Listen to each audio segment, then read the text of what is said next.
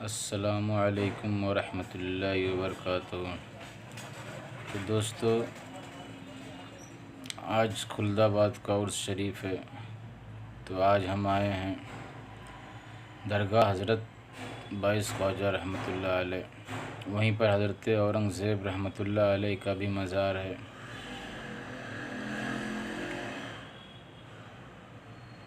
اور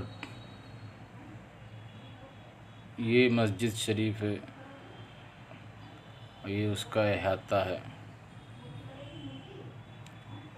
آپ حضرات اسے دیکھ سکتے ہیں، بہت خوبصورت انداز میں بنا ہوا ہے۔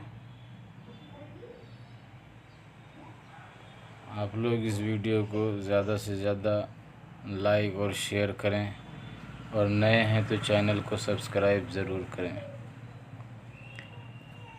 اللہ حافظ۔ اب ملتے ہیں انشاءاللہ اگلی ویڈیو میں۔